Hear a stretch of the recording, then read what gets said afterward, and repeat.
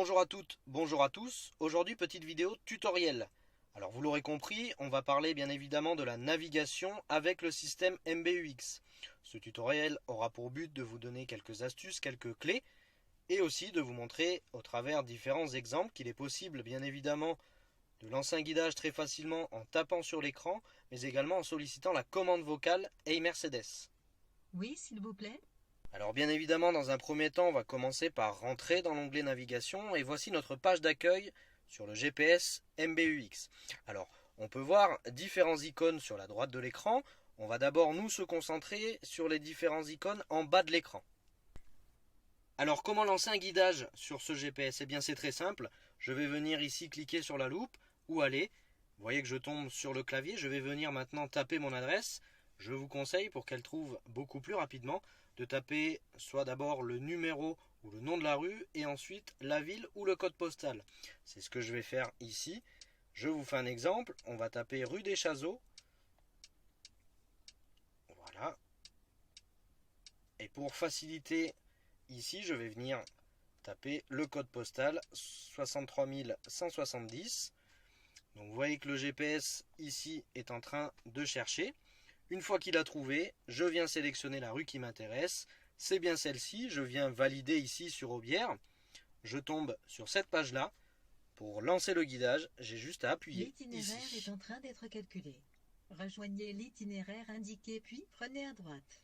Et vous voyez qu'elle me lance automatiquement le guidage. Alors maintenant, on va regarder plusieurs choses ensemble. On a lancé un guidage. Maintenant, j'aimerais zoomer et dézoomer sur ma carte. Eh bien, c'est très simple. Avec deux doigts, je vais venir écarter les doigts ou les resserrer pour zoomer ou dézoomer. Ici, je vous ai parlé des différents icônes tout à l'heure. Alors, c'est très simple. Je vais retrouver ici, sur ce premier icône, l'orientation de la carte. Je vais donc maintenant basculer la carte en 3D. Mais j'ai également la possibilité de la basculer en 2D ou alors en affichage nord. C'est-à-dire que le nord géographique sera en haut de la carte et le sud en bas. La carte ne bougera pas, ce sera uniquement le point, donc votre flèche, qui va venir bouger. Ici, je vais retrouver tous les parkings publics à proximité. Et vous voyez qu'elle me demande dans les environs de la destination ou sur votre itinéraire. Je reviens, et ici, différents paramètres. Les options à éviter. Qu'est-ce que je souhaite éviter sur mon trajet? Alors, vous voyez qu'elle me propose toute une liste, il me suffit de faire défiler. Je souhaiterais par exemple éviter les autoroutes. Je viens cocher ce paramètre-là. Je fais un retour de nouveau. L'itinéraire est en train d'être calculé. Rejoignez l'itinéraire indiqué puis prenez à droite. Et vous voyez que du coup, elle recalcule l'itinéraire. Alors pour moi, ce ne sera pas nécessaire puisque ma destination est à 300 mètres. Mais pour les gens qui souhaitent éviter ou instaurer des contournements particuliers, on peut le faire directement ici.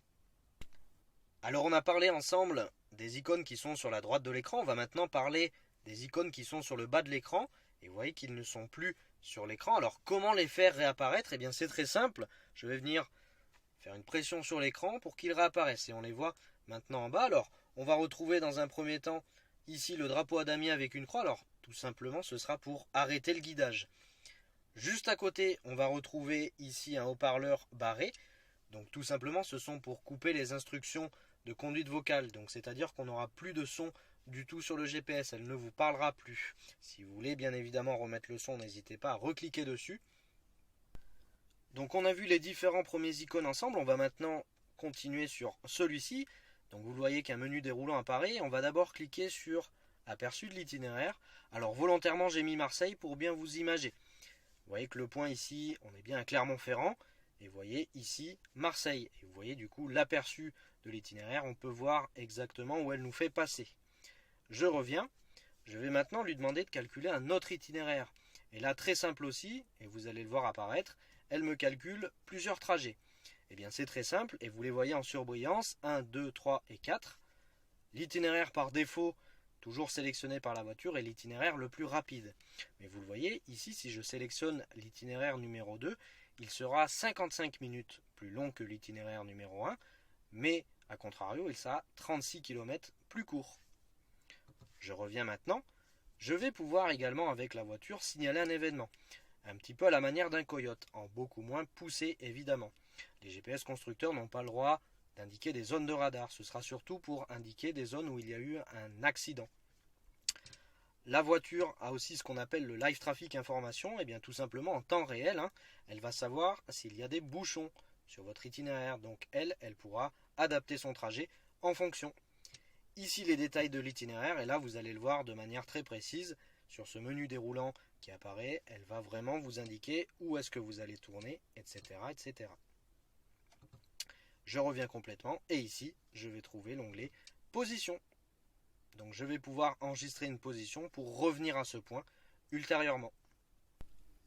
Donc on a vu ensemble les différentes icônes. On va maintenant regarder le dernier ici, l'engrenage, donc les paramètres. On va venir cliquer ici sur avancer, puis maintenant sur itinéraire, et vous le voyez, un menu déroulant apparaît.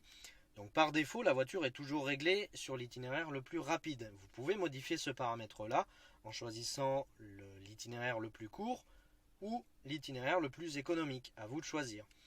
Elle est bien évidemment réglée sur un guidage dynamique, donc en fonction des conditions de circulation et d'éventuels incidents signalés par les autres utilisateurs, elle va toujours rester, elle, au plus rapide. Ici, les options à éviter, on retrouve en fait l'icône qu'on avait sur la droite de l'écran, je vous le rappelle tout à l'heure, et ici, toujours pareil, je viens lui instaurer des contournements particuliers, jusqu'à même, et vous le voyez juste en bas ici, pouvoir lui demander d'éviter une zone particulière. Alors pour les gens qui vont à l'étranger, ce GPS est bien évidemment européen. Mais comment modifier le pays? Eh bien c'est très simple, on va cliquer ici sur où aller. Et vous le voyez juste ici, la lettre F pour France. Je vais venir ici sélectionner la lettre. Et vous voyez, j'ai juste à venir faire défiler pour chercher le pays dans lequel je suis. Je veux par exemple lancer un guidage vers Madrid. Il faudra au préalable que je sélectionne Espagne ici dans la barre de recherche. Alors sur cette interface MBUX, on va retrouver des choses un petit peu plus classiques, on va retrouver un historique.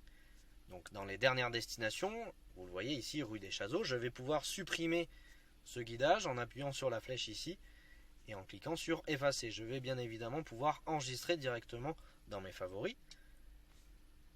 Ici, l'onglet favoris, et bien tout simplement, plusieurs favoris s'offrent à moi. Domicile, travail, ou je peux même ajouter d'autres favoris. Et vous le voyez, j'en ai mis un pour le domicile et je vous le ferai avec la voix juste après. Destination spécifique. Alors ça, ce sera les points d'intérêt sur le GPS tout simplement.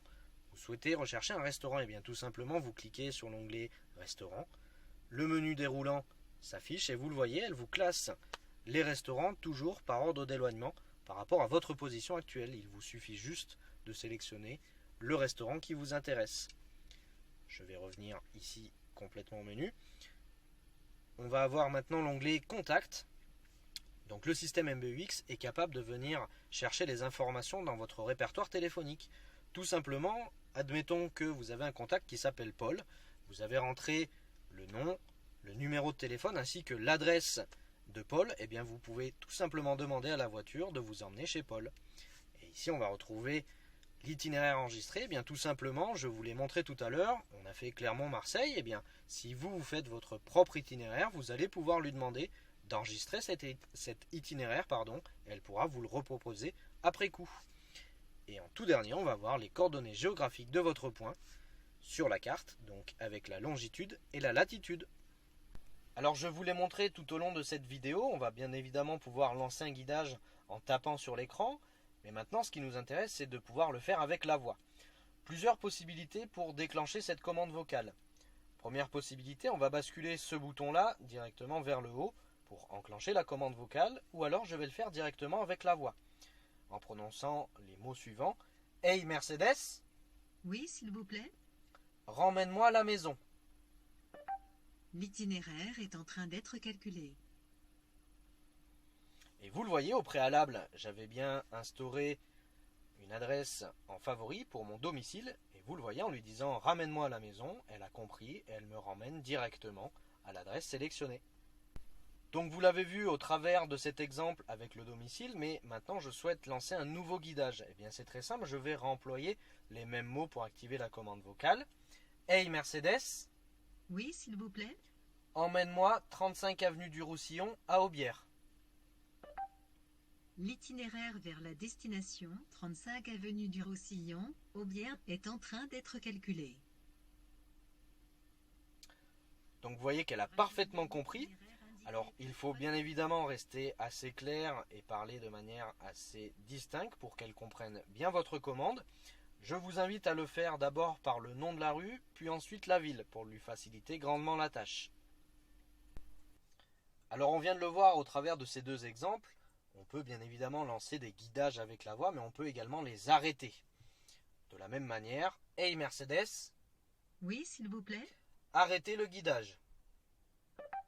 Le guidage va être interrompu. Et vous le voyez, là aussi elle a parfaitement compris et elle vient bien d'arrêter le guidage. Cette vidéo tutoriel sur le GPS avec la télématique MBUX est maintenant terminée. J'espère que cette vidéo vous sera utile et j'espère vous avoir transmis quelques astuces pour vous faciliter l'utilisation du GPS. Et je vous invite à solliciter vraiment cette commande vocale pour le lancement de vos prochains guidages.